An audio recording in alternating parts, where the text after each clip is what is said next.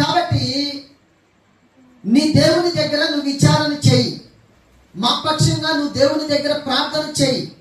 మా పక్షంగా మేము ఎటు ఎల్లాలో దిక్కుదోసని పరిస్థితిలో ఉన్నాము, మా ఎడల దేవుని చిత్తం ఏమై ఉన్నదో మా పక్షంగా నువ్వు దేవుని దగ్గర ప్రార్థన చేయి. ఆయన ఏమి చెబుతాడో దానిని మేము తూచా తప్పకుండా పాటిస్తాము, దానిని మేము తూచా తప్పకుండా పాటిస్తాము. నువ్వు నీ దేవుని దగ్గర విచారం చేసి మాకు చెప్పు అని ఆయనకు ఒక మాట చెప్పి వెళ్ళిపోయారు. వీళ్ళు వెళ్ళిపోయిన తర్వాత ఇర్మియా ప్రార్థన చేశాడు. 10 దినాలు అయిపోయింది. 10 దినాల తర్వాత దేవుని వాక్కు ఇర్మియాకు ప్రత్యక్షం. వాళ్ళకి ఏం చెప్పమన్నాడు? మళ్ళీ వాళ్ళని పిలిపించి ఇదిగో దేవుడు ఈ విషయం చెప్పమన్నాడు అని చెప్పాడు. నువ్వు దేవుని చేయి, ఖచ్చితంగా ఆయన ఏం చెబితే ఆ మాటకి మేము ఏం చెబితే నువ్వు ఏమన్నా చెప్పు, దేవుడిని వింటాం అని ఖచ్చితంగా ఆయనకు. అయితే ఇప్పుడు 10 దినాలు అయిపోయింది. దేవుని వాక్కు వచ్చింది ఇర్మియా దగ్గరికి. ఈ ప్రజలు ఎటెళ్లాలో, ఈ ప్రజలు ఏం చేయాలో, ఈ ప్రజల యొక్క ఆలోచన ఏంటో దేవుడు గుర్తెరిగినాడు. కాబట్టి వీళ్ళకి చెప్పాడు, ఇదిగో నేను చెప్పమన్న మాట వాళ్ళకి చెప్పు అని ఇర్మియా పిలిపి మాట చెప్పారు. అయితే తదుపరి ఆ 42 చివరి వరకు మనం చూసినట్లయితే ఏంటి అని అంటే, ఏ మాట అయితే ఇర్మియాతో చెప్పారో దాన్ని చేయలేదు, కానీ వాళ్ళు ఏం చెయ్యాలనుకున్నారో అదే చేశారంట. వాళ్ళు ఏం చెయ్యాలనుకున్నారో దేవుని యొక్క మాట ఏంటి అక్కడ, మీరు తిరిగి మళ్ళీ ఐగుప్తు దేశం వెళ్ళకూడదు, ఇది దేవుని యొక్క కట్టడ, దేవుని ఆజ్ఞ. మీరు తిరిగి మళ్ళా ఐగుప్తు దేశం వెళ్ళకూడదు అనేది దేవుని యొక్క ఆజ్ఞ. కానీ వీళ్ళు దేవుని దగ్గర విచారం చేశారు, అడిగారు, దేవుని సేవకులను అడిగారు, వాళ్ళు చెప్పారు దేవుని సేవకులు వీళ్ళకి. కానీ వీళ్ళు ఏం చేయాలనుకున్నారు అదే చేశారు. వీళ్ళు యాడికి వెళ్ళాలనుకున్నారు అదే ఐగుప్తు దేశానికి వీళ్ళు ప్రయాణమై వెళ్ళిపోయారంట. చూడండి, మనిషి యొక్క నైజం ఏంటి, మనిషి యొక్క ఆలోచన ఏంటి? ఏదైతే చేయకూడదో దాన్నే చేస్తారు, ఏదైతే దేవుడు చేయొద్దన్నాడో దాన్నే చేస్తారు, ఏదైతే సేవకుడు వద్దన్నాడో దాన్ని చేసే ప్రయత్నం. ఒక దినం ఏమైంది అని అంటే,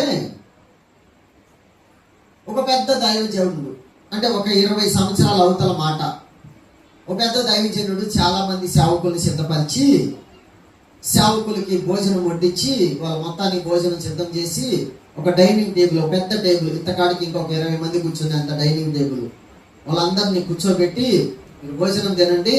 అది ఆ మధ్యలో ఒకటి ఉంది, దాన్ని అక్కడ ఒక ప్లేట్ పెట్టి ఆ ప్లేట్ మీద ఒక మూతలాగా ఒకటి పెట్టేశారు. దాన్ని మాత్రం తీయొద్దు. ఇదిగో ఇక్కడ అన్ని మీ కొరకు ఇక్కడ మొత్తం ఉన్నాయి, ఈ మొత్తం మీరు వడ్డించుకోండి, మీరు మొత్తం తినేసేయండి. అది ఆ మధ్యలో ఉన్న దాన్ని మాత్రం పొరపాటును కూడా ఆ మూత తీయొద్దు అని చెప్పాడు దేవుని సేవకుడు. సరే, ఆయన వెళ్ళిపోయాడు. ఈ భోజనం కూడా అయిపోతుంది. సరే, ఇంత వెరైటీగా చేశారు, ఇంత వెరైటీగా, ఇంత బాగుంది ఈ వంట అంతా కూడా, ఇంత బాగా భోజనం మన కొరకు మన యొక్క కాపరి భోజనం సిద్ధం చేశాడని చెప్పేసి సంతోషపడ్డారు. బాగానే ఉంది, అయిపోయింది. ఇంకా భోజనం చివరికి వచ్చింది. ఈలలో ఒక ఆత్రపడి ఉంటారు, కొంతమంది కడుపుంపుల పొలం ఉంటారు, కొంతమంది చెప్పిన ఏంటో మనం చెప్తే. సరే, ఏం చేశాడు? ఏదైతే చేయొద్దు అన్నారో అసలు ఇదే ఇంత బాగుందంటే అది ఎంత బాగుంటుందని చెప్పేసి దాన్ని మూత తీశాడు. ఈ సేవకుడు ఏం చేశాడు? వీళ్ళకి మటను చికెను, కొన్ని బిర్యానీ, కొన్ని ఫ్రైలు, కొన్ని కర్రీ చేసి ఆ కోడి బొచ్చు మొత్తం ఆ గిన్నెలో పెట్టి మూత పెట్టాడు. ఆ కోడి బొచ్చే గిన్నెలో పెట్టి మూత, అసలు వీళ్ళు చూద్దాం, వీళ్ళు ఎవరు చూద్దాం, ఇప్పుడు కన్నా సేవకులు అయ్యారు, లేదు ఇన్ని సంవత్సరాలు అయినా ఏమన్నా మారారా మారలేదా, ఇలా బుద్ధి చూద్దామని ఆయన అది దిగాకంటారా బాబు అని చెబితే వీళ్ళు కాసేపు తిన్నారు. ఇక ఇదే ఇంత బాగుందంటే అది ఎంత బాగుందని దాని మొత్తం ఇస్తే ఆ ఫ్యాన్ గాలికి ఆ బొచ్చు మొత్తం వచ్చి వాళ్ళ బల్లాలని పడదంట. ఇది కోడి బొచ్చులేండి, మళ్ళీ ఇంకేమని అనుకునేది ఏడపడదంట, ఆ పల్లెల్లోనే పడ్డదంట. చాలా మంది జీవితాలు మనం చూస్తే వాళ్ళు ఎట్లా ఉన్నాయి అని అంటే, చూడండి, దేవుని మాటకు లోబడరు. ఏది చెయ్యాలి అనుకుంటారో వాళ్ళు అదే చేస్తారు, ఏది చెయ్యాలి అనుకుంటారో వాళ్ళు అదే చేస్తారు.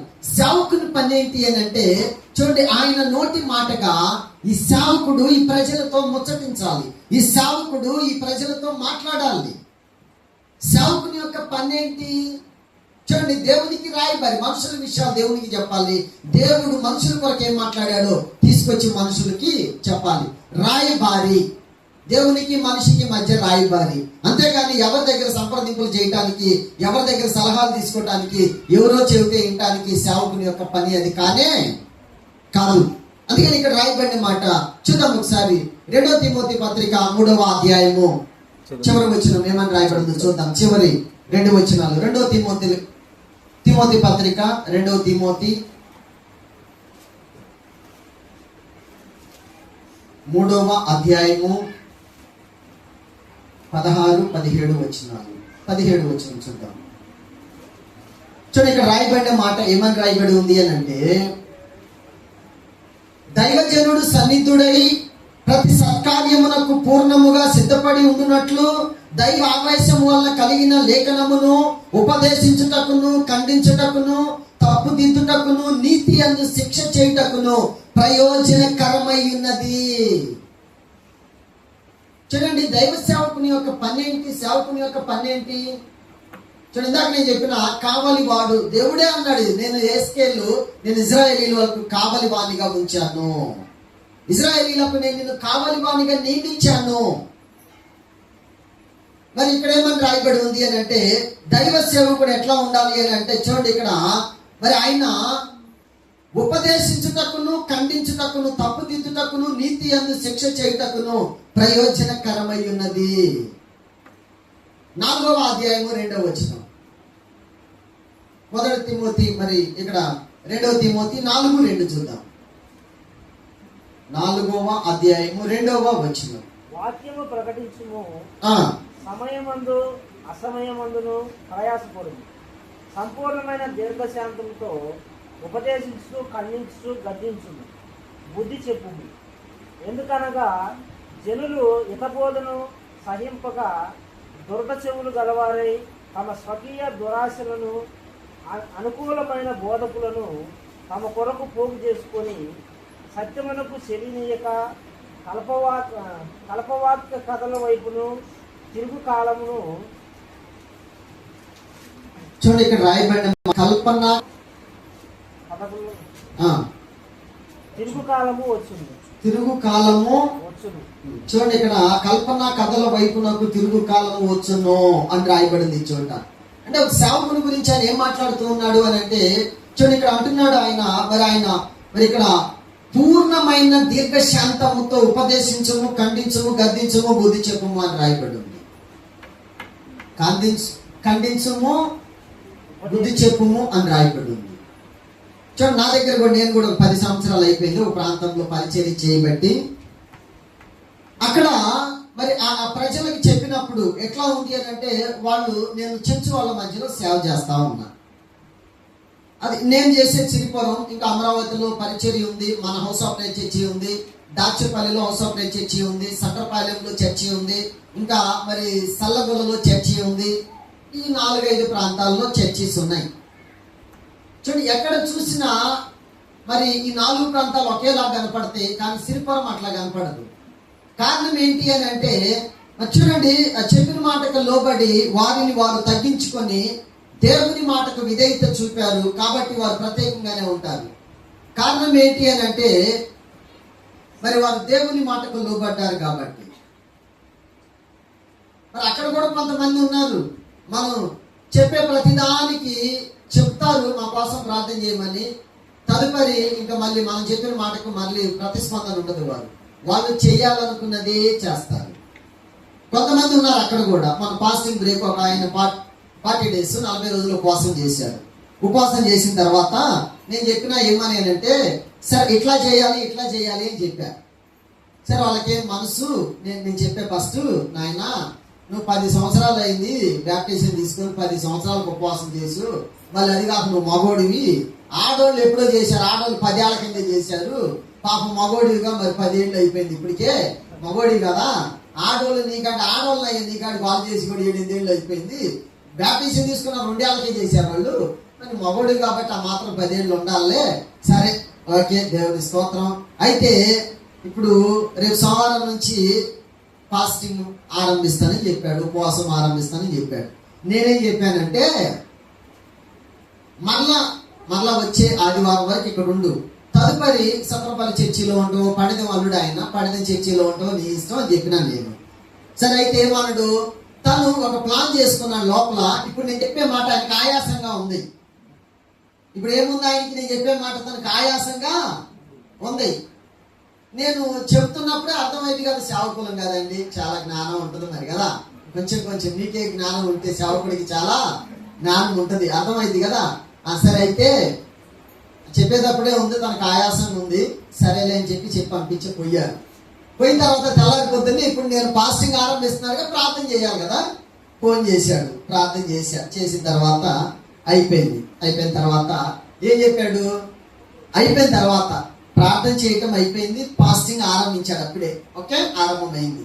అయితే ఇప్పుడు ఏం చెప్పాడు అని అంటే, అన్న నేను ఇక్కడ ఉండాలంటే కొద్దిగా ఇబ్బందిగా ఉంది నాకు, ఇక్కడ నాకు ఏదైనా మజ్జిగ చేసి ఇవ్వాలన్నా టీ తాగాలన్నా కొంచెం నాకు ఇబ్బందిగా ఉంది, వీళ్ళు చూస్తేనేమో పొలం వెళ్ళారు 11ంటికి వస్తారన్నా అని చెప్పింది. ఇప్పుడు నేను ఆయాసంగా ఉన్నా అన్న దానికి ఇతను చెప్పిన దానికి పక్కా సరిపోయింది. ఓకే, సరే ఇందులో ఒక ఆశ్చర్యకరమైన విషయం ఏంటంటే, నేను ప్రార్థన చేసింది 9:30కి, వాళ్ళు 11ంటికి వస్తారు. ఇంతలో ఎన్ని లీటర్ల మజ్జిగ తాగుతున్నా ఆయన, ఎన్ని గ్లాసులు టీ తాగుతున్నా ఆయన, నువ్వు నీకు ఇబ్బంది అవటానికి నాయన చెప్పు నాయన, ఎన్ని గ్లాసులు టీ తాగుతావు, ఎన్ని లీటర్ల మజ్జిగ తాగుతావు?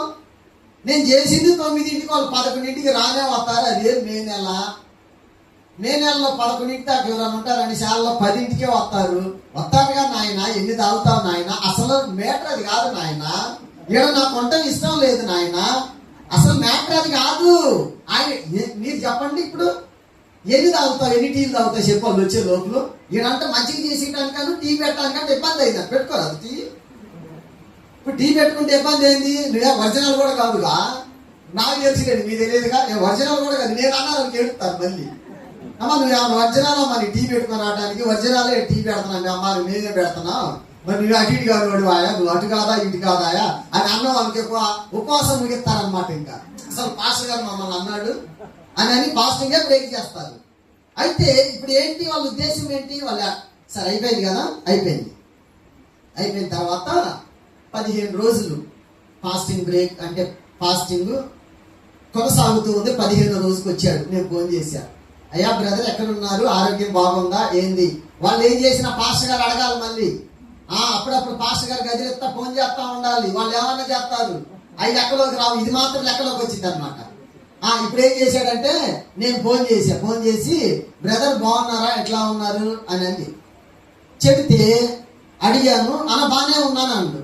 ఎక్కడ ఉన్నారు అన్న సిరిపురంలోనే ఉన్నాను. సిరిపురం అంటే ఏంది, ఇక్కడ నువ్వు ఇక్కడే నీకు సౌకర్యాలు లేవని ఆ ఊరు పోయావుగా అన్నా. అక్కడ అసలు మాకు బాగా ఇబ్బంది అవుతుంది, పిల్లలు పడుకోవడానికి కూడా ఇబ్బంది అవుతుంది, ఇల్లు అవుతుంది, అందుకే మళ్ళీ మొత్తం కలిసి ఫ్యామిలీ సిరిపురం వచ్చామని. అంతా మీ ఇష్టమే, మరి అంతా వాళ్ళ ఇష్టమే కదా. ఇంక ఎవరు చెప్పినా, దేవుడు చెప్పినా ఇంటర్, వాళ్ళు సేవకుడు చెప్పినా ఇంటర్, అంతా వాళ్ళ ఇష్టమే.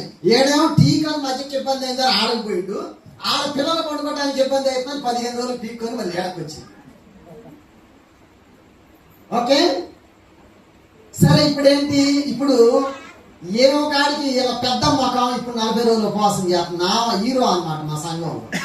వాళ్ళ ఏళ్ళ పెట్టి కొబ్బరి దాగలు పెట్టింది. ఈ కొబ్బరి దాగలు పెట్టే మనిషి ఇప్పుడు 40 రోజులు ఉపవాసం చేస్తుంది. ఈ 40 రోజులు ఉపవాసం చేసే మనిషి ఏం చేయాలి, అడిగిపోవాలి. ఇప్పుడు ఎవరు సత్తే వాళ్ళకి అడిగిపోతుంది, ఎవరు దినం చేసుకుంటుంటే వాళ్ళకి అడిగిపోతుంది, ఆడ పెళ్లి జరిగితే ఆడిపోతుంది. ఆ మనిషి ఎవరు చెప్పినా ఎంతో పాస్టర్ గారు చెబుతుంటాడు అప్పుడప్పుడు, మీకు తెలుసో తెలియదు, సీనియర్ సంఘం ఆయా కదా, మీకెందుకు తెలియదు, పాస్టర్ గారు చెబుతున్నారు మొగుడు భయం ఉండదు, మగోడు భయం ఉండదు, అసలు దేవుడి భయం అసలే ఉండదు అని. ఆ మనిషి మాకు 40 రోజులు ఉపవాసం చేస్తుంది. నేను జ్ఞాపకార్థ కోడికపోతే ఆడకొచ్చింది, మన వేరే వాళ్ళు చనిపోతే సత్రపల్లి ఆడకొచ్చింది, మన వేరే వాళ్ళ పెళ్లి అయితే ఆడకనపడ్డది. అరే నీ మనిషి తగలబాడ 40 రోజులు ఉపవాసం ఏంది, నువ్వు పరిగెత్తటం ఏంది? ఇక నన్ను అడిగితే ఎవరిని అడగదు, అడిగిపోవాలంటే అడిగిపోతుంది. ఆమె చేయాలనుకుంటే ఆమె చేస్తుంది, ఆమె పోవాలనుకుంటుంది ఆమె పోతుంది. 40 రోజులు ఉపవాసం అంటే కొంచెం ప్రత్యేకత ఉంటుంది. అది ఏదన్నా ముఖ్యమైంది అయితే వెళ్ళాలి, లేదు అని అంటే అనవసరమైన దానికి పరిగెత్తేది. 40 days ఫాస్టింగ్ అంటే చాలా విలువైంది కదా, మళ్ళీ ఇంకోసారి చేయడానికి వీలు కాదు కదా. ఎందుకు పరిగెత్తుతున్నారు ఏమో తెలియదు, వాళ్ళ ఇష్టం అన్నోళ్ళు ఇంకా ఆడే ఉన్నారు.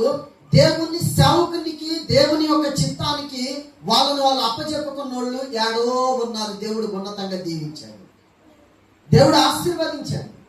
అందుకనే మనకి 2వ దినవృత్తాంతములు 19వ అధ్యాయము 11వ వచనంలో ఒక మాట రాయబడింది, చదువుకుందాం. 2వ దినవృత్తాంతము 19వ అధ్యాయము 11వ వాక్యం.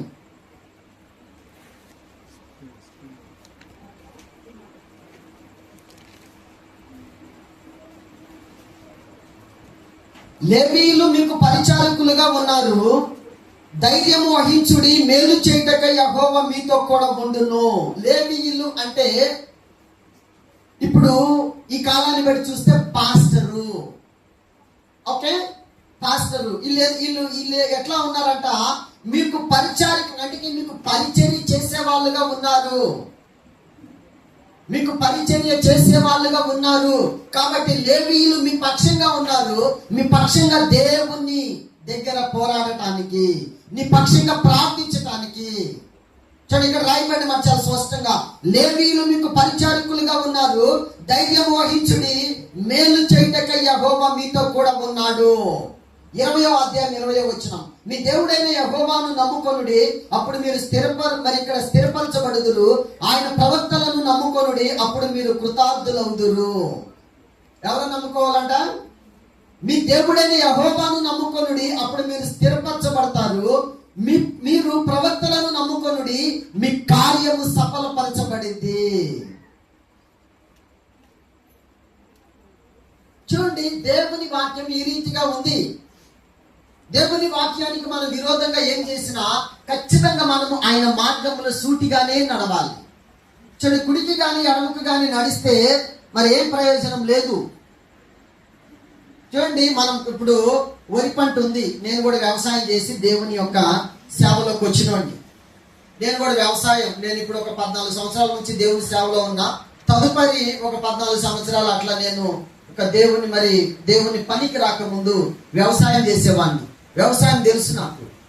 ఒక మిర్చి కొయ్యాల్సిన టైంలో కొయ్యకపోతే అది రాలిపోయింది, తాలుగా అయింది. ఒక ప్రత్తి తీయాల్సిన టైంలో తీయకపోతే ఆ పత్తి కాటాకి రాదు. ఒక వరి పంట కొయ్యాల్సిన టైంలో కొయ్యకపోతే మరి చాలా ఒడ్డుల కింద రాలి పోతాయి. అయ్యి తెలుసు, ఇవి తెలుసు నాకు. అయితే నేను ఏమంటాను అని అంటే, చూడండి, కుడికి కానీ ఎడమకి కానీ వెళ్ళొద్దు. దేవుని మార్గం చూడండి, మనకు ఒక క్రమం ఉంది, మనకు ఒక కట్టడి ఉంది, మనకు ఒక ధర్మశాస్త్ర గ్రంథం ఉంది.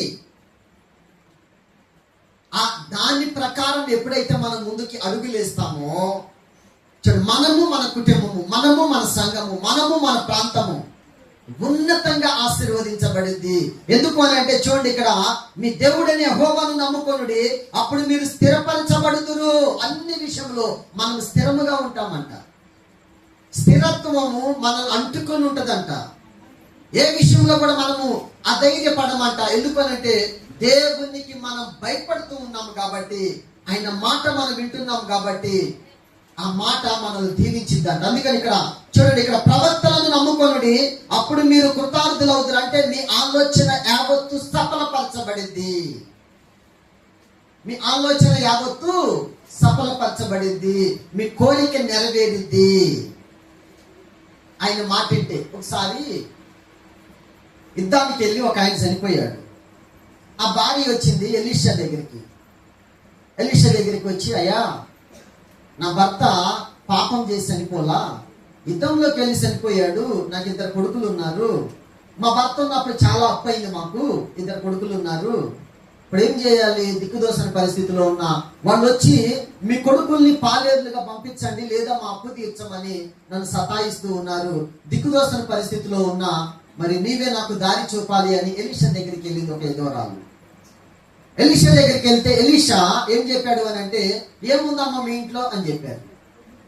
ఏముంది అని అడిగితే వాళ్ళు చెప్పారు, ఏముందా, ఇదిగో కొంచెం నూనె తప్పితే మా ఇంట్లో పిండి కూడా లేదు అని చెప్పింది. సరే, కొంచెం నూనె ఉంది కదా, ఆ చుట్టుపక్కల ఉన్న పాత్రలన్నీ తీసుకొచ్చి మీ ఇంట్లో పెట్టి మీరు తలుపేసుకోండి అని చెప్పారు. తలుపేసుకోండి అని చెప్పిన తర్వాత వాళ్ళు తలుపేసుకున్నారు. ఇంటి దగ్గర ఉన్న చుట్టుపక్కల ఉన్న ఇళ్లలో ఉన్న మొత్తం ఆ డబరాలు, మొత్తం ఆ బకెట్లు, మొత్తం ఆ పాత్రలన్నీ తీసుకొచ్చి ఇంట్లో పెట్టారు. ఇంకా తలుపేసుకున్నారు, ఇంట్లో పెట్టేసుకున్నారు, పాత్రలన్నీ తలుపేశారు. ఆకాశం నుంచి నూనె ఒక దార వాళ్ళ ఇంట్లోకి రావడం స్టార్ట్ అయింది.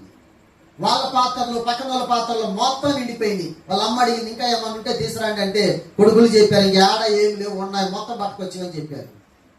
ఎప్పుడైతే ఇంకా లేవు అని వాళ్ళు అనుకున్నారో ఆటోమేటిక్ గా దారి ఆగిపోయింది అక్కడ నుంచి, పైన నుంచి. ఈ అద్భుతాన్ని చూసి నీ కుటుంబము మళ్ళా దైవజనుడి దగ్గరికి వచ్చారు. దైవజనుడా, మా దగ్గర ఇదిగో చూడండి పాత్రలన్నీ నిండిపోయినాయి, ఇంకేం లేవు, ఇదిగో ఇంత నూనె మా పాత్రలన్నీ నిండిపోయినాయి, పక్కన వాళ్ళే మొత్తం తెచ్చాం, ఇప్పుడు మా ఇంట్లో మొత్తం పాత్రలే, ఈ నూనె మొత్తం ఆకాశం నుంచి వచ్చి ఈ పాత్రలన్నీ నింపేసిందని చెప్పారు. అయితే దైవజనుడు ఏమన్నాడు అని అంటే, ఆ నూనె అమ్మేసి మీ అప్పు తీర్చుకొని మిగిలిన దాంతో మీరు బ్రతకడానికి వెళ్ళండి అని చెప్పారు. దేవుని సేవకుని దగ్గరికి వస్తే వాళ్ళకి ఒక మార్గాన్ని దేవుడు సిద్ధపరిచాడు. చూడండి, వాళ్ళు దిక్కుదోసన పరిస్థితుల్లో ఉన్న వారికి దేవుని యొక్క సేవకుని ద్వారా దేవుడు దిక్కయ్యాడు. దేవుని సేవకుని మాటకు లోబడితే ఏమైంది అని అంటే, వచ్చారు అడిగారు, ఏంటి మా పరిస్థితి అని అంటే, దేవుని సేవకుడు దేవుని దగ్గర సలహా తీసుకొని ఏ అద్భుతం చేయాలో మీరు ఎలాంటి చెబితే దేవుడు ఆ అద్భుతం చేశాడు.